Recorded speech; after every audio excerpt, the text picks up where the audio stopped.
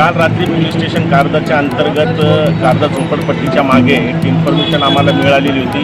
काही आरोपी हे गाय कटिंग करीत आहेत. त्यावरून तिथं आम्ही रेड कारवाई केली. तिथं 2 आरोपी आम्हाला गाय कटिंग करताना मिळून आलेले आहेत आणि त्यांचा जो मुख्य माल हे काम करणारा जो त्यांचा मुख्य आरोपी आहे अजीम कुरेशी राहणार सौदागर मोला याच्या सांगण्यावरून ते गाय कटिंग करत होते.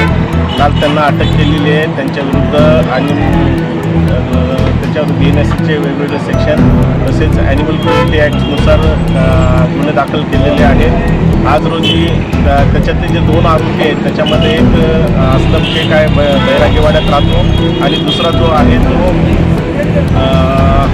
परवेज रऊफ पठाण हा देखील बैरागीवाड्यामध्येच राहतो आणि आज त्यांची घरदारी पण घेतलेली आहे कायद्यानुसार. आणि लोकांमध्ये अशी काही दहशत त्यांची निर्माण झालेली होती. त्या अनुषंगाने मी सामान्य जनतेला एक आव्हान करू इच्छितो. पोलीस स्टेशन कारदा आणि पोलीस स्टेशन भंडाराच्या वतीने देखील जर काही असे कोणी गाय कटिंग करताना काही आरोपी मिळून आले असतील तात्काळ पोलिसांना माहिती द्यावी जेणेकरून त्यांच्यावर योग्य ती कारवाई करण्यात येईल. यापूर्वी देखील महाराष्ट्र शासनाने गौ हत्याला प्रतिबंध केलेले आहे. यापुढे देखील असे काही आरोपी जर हे प्रकार करत असतील तर त्यांच्यावर आम्ही कठोर ते कठोर कारवाई माननीय पोलीस अधीक्षक वसंत साहेब यांच्या मार्गदर्शनाने करतो.